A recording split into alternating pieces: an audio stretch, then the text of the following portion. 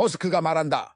부스터 14.1 캐치 테스트 중인데 떨어질까? 스페이스X 비행 5점 머스크가 대규모 업데이트를 발표하고 이전 비행에서 부스터가 계속 실패한 이유를 설명합니다.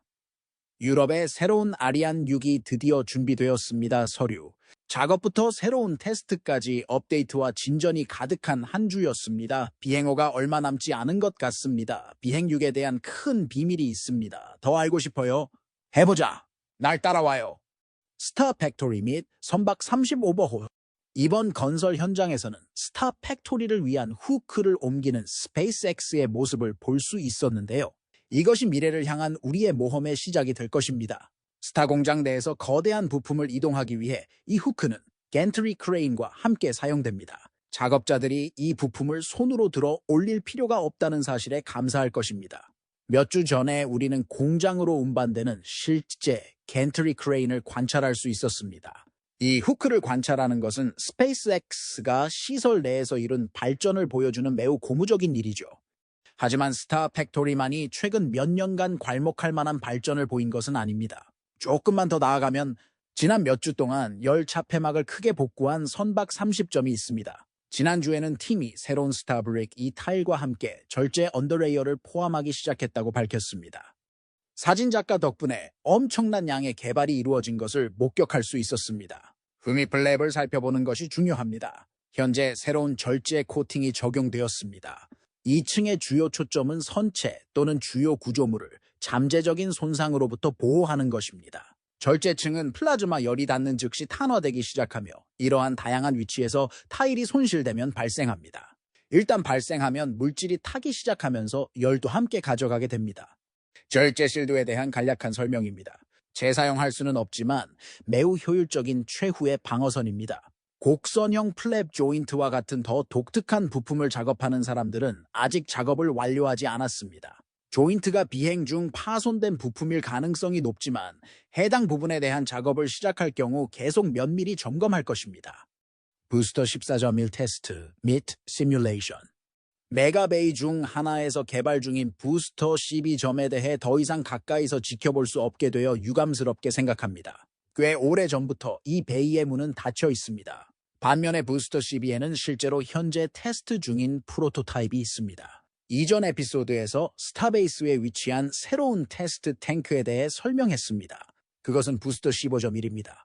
소위 캔 분쇄기 테스트 스탠드에서 시간을 보낸 후 당시에도 여전히 메시스에 위치해 있었습니다. 마이크로 부스터의 리프팅 및 캐치핀의 강도를 결정하기 위해 수행된 작업이었죠.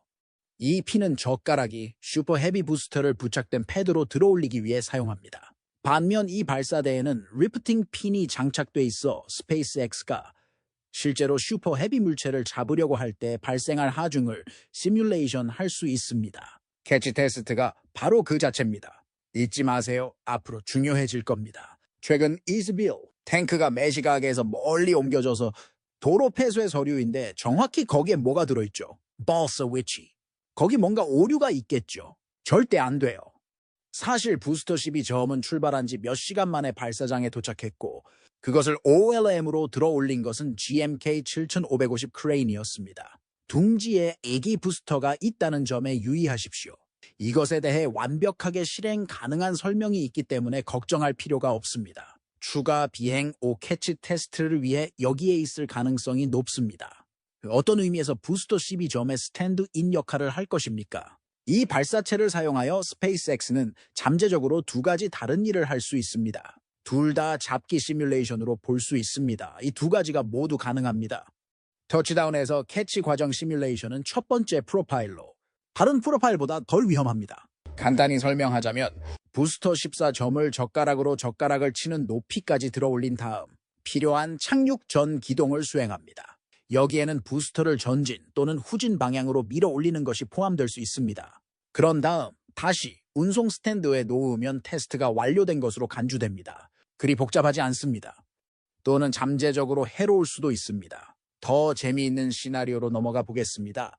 이것이 가장 가능성이 높은 시나리오라는 사실이 아마도 이 시나리오의 가장 재미있는 측면일 것입니다. 탱크의 낙하 테스트를 실시하는 것이 제안되었습니다.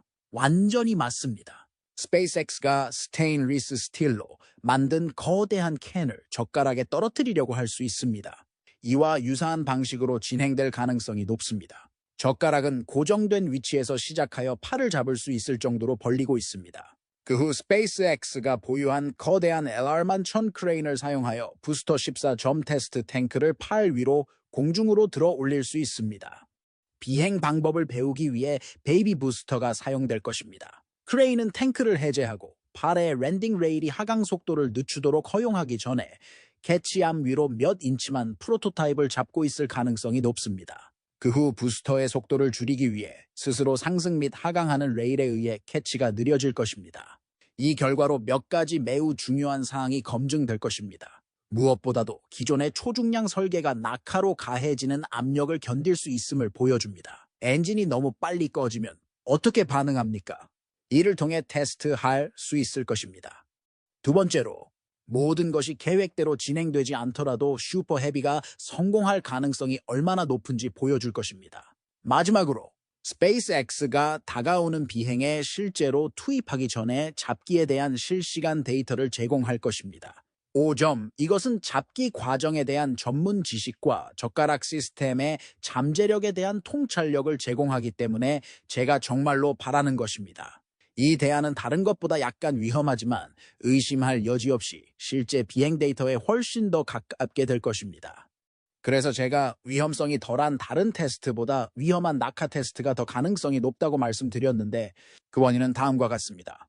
이미 저희가 관찰한 바로는 이번 테스트를 위한 폐쇄가 있었습니다. 지금 보시는 날인 25일 화요일에는 비행 테스트가 아닌 폐쇄가 8시간 동안 진행될 예정이며 26일과 27일은 백업이 예정되어 있습니다. 이번 낙하 테스트를 위한 목적으로 전체 폐쇄가 이루어지기 때문에 아주 간단한 인양에는 필요하지 않을 수도 있는 이번 테스트를 위한 것일 수 있습니다. 이 영상은 공식적인 발표가 없던 시점에 녹화된 영상입니다. 이 영상을 보실 때쯤이면 이미 시험이 진행되었을 가능성이 있습니다. 이 방송을 다 보신 후에는 24/7 캠을 확인해 보세요. 운이 좋다면 이 탱크에 무슨 일이 생기면 흥미진진할 것 같습니다. 좋아요. 부스터 14.1에만 관심과 집중을 쏟지 말자고요. 지상 지원 장비 및 궤도 패드 건설. 이번 주에 또 다른 탱크가 투입되었지만 이전 탱크와 달리 건설 중이거나 테스트 중인 탱크가 아니라 파괴가 진행 중이었습니다. 20일 저녁, 리페러만 1000 크레인이 세 번째 지상 지원 장비 포탄에 연결되어 지상에서 멀리 들어 올리기 시작했습니다. 고속도로 4점 옆에서 포탄을 고정하던 크레인이 평소처럼 포탄을 잘게 자르는 모습이 스페이스X 철거팀에 의해 관찰되었습니다.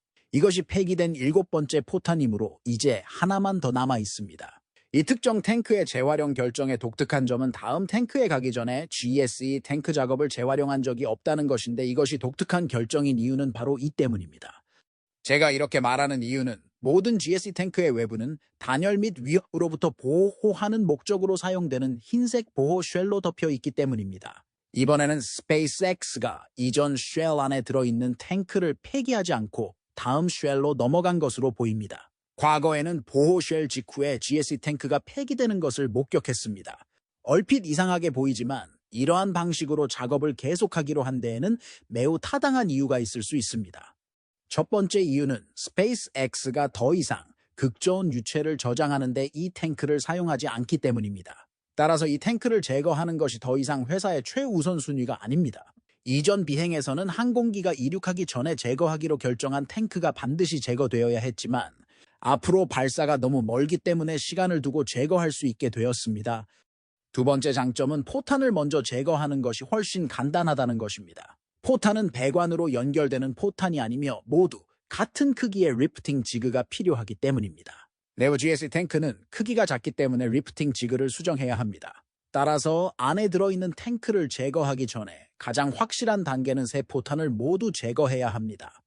또한 스페이스X가 비행 5점 전에 이러한 탱크를 모두 제거할 것이므로 맨손으로 GSE 탱크가 분쇄된 캔에 대해 걱정할 이유가 없습니다. 새로운 탱크팜이 발사될 위치에 또 다른 수평 총알 탱크가 배달되었다는 사실에 주목하는 것도 중요합니다. 기존 탱크팜을 대체하기 위한 선택은 많은 논의의 주제였으며 새로운 탱크팜은 현재 시점에서 정말 거대한 프로젝트로 발전했습니다.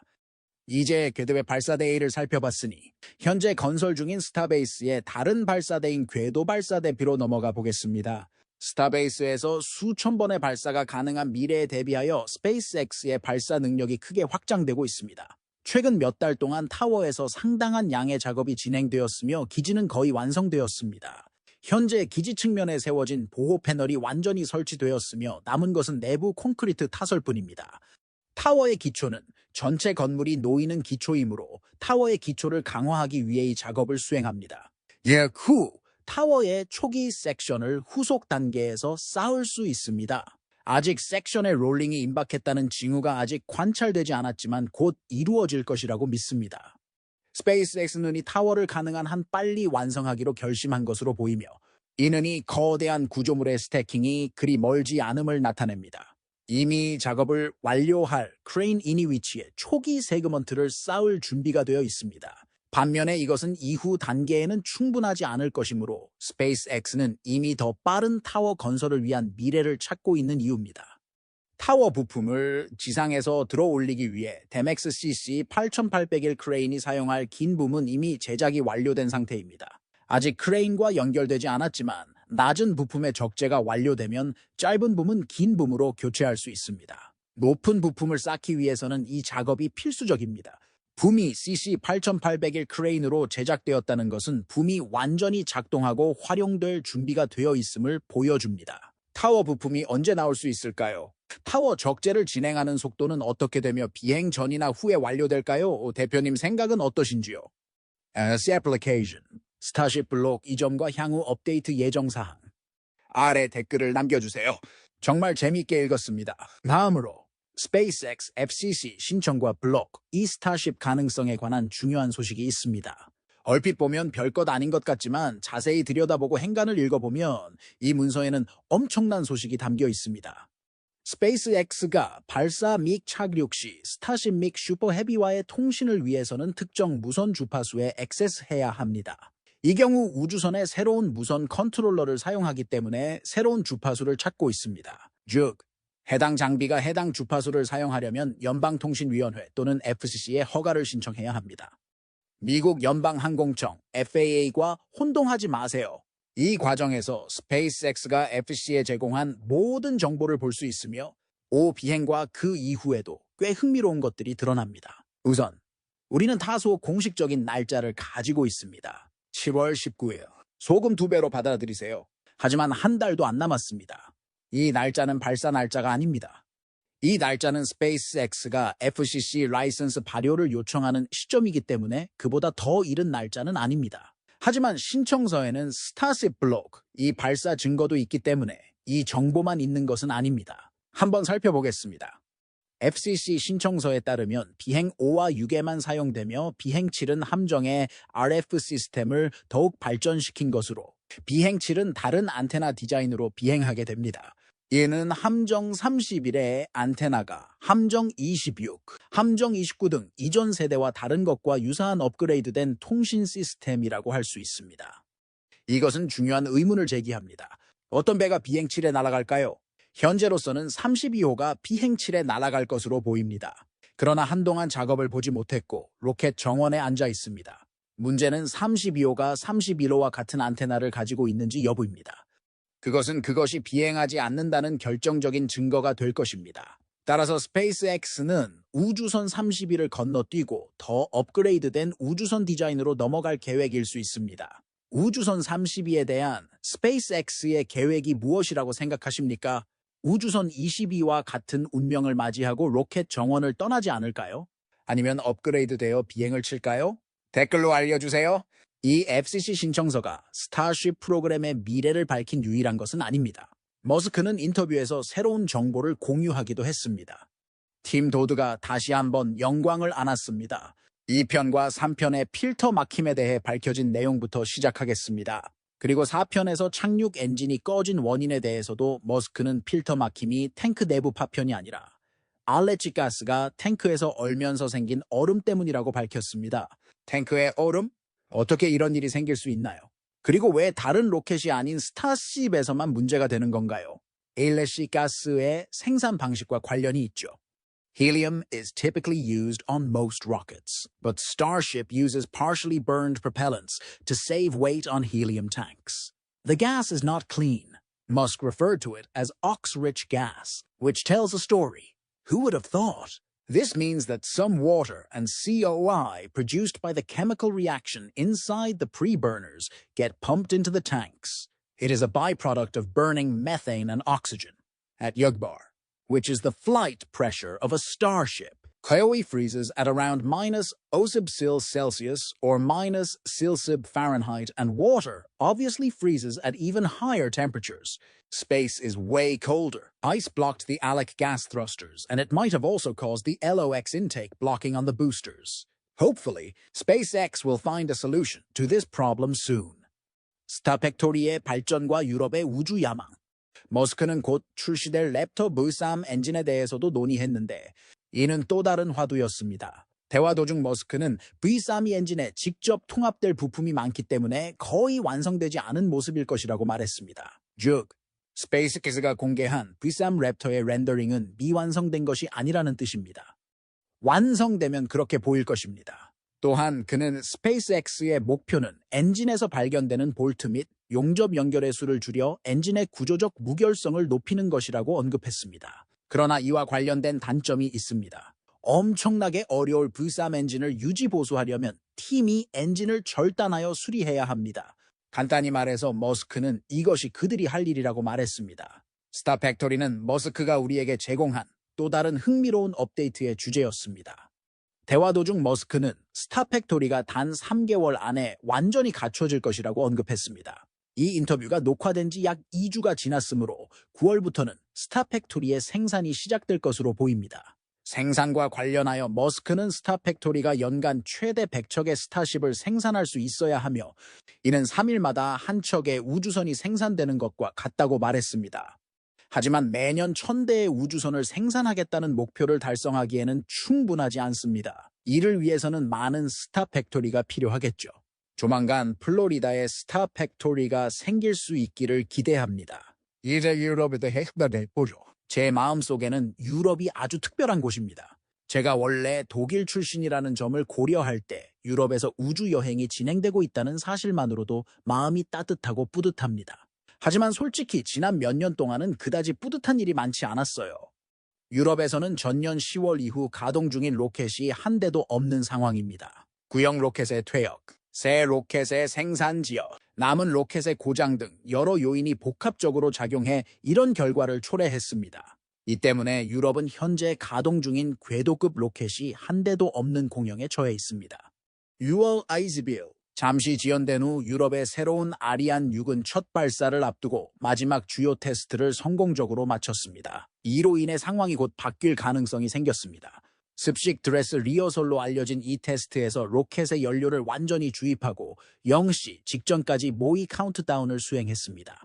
유럽 우주국 ESA의 책임자 요셉 아슈바허의 확인대로 7월 9일에 발사될 예정이며 모든 것이 원활하게 진행된 것으로 보입니다. 사실 애초에 발사 예정일은 2020년 7월이었지만 이 날짜는 원래 계획된 발사일로부터 거의 정확히 4년이 지난 후입니다. 따라서 아리안스페이스와 유럽 우주국이 추가 시간을 활용해 설계상의 버그를 수정하고 이번 첫 발사가 차질 없이 진행되기를 바랍니다. 영상을 시청해 주셔서 감사합니다. 여러분도 저처럼 이 영상이 흥미롭고 생각을 자극하는 영상이었기를 바랍니다. 좋아요를 눌러주시고 친구들과 공유해주시고 유익하고 재미있었다면 더 많은 업데이트를 구독하는 것을 잊지 마세요. 여러분의 성원은 채널을 확장하는 데 큰 도움이 되며 다음에 업로드할 영상에서 여러분과 더 많은 이야기를 나누고 싶습니다. 또한 댓글 섹션에서 여러분의 생각을 공유해 주시면 감사하겠습니다. 오늘 논의되는 주제에 대한 여러분의 의견을 듣고 정말 궁금합니다. 어떻게 지내고 계신가요?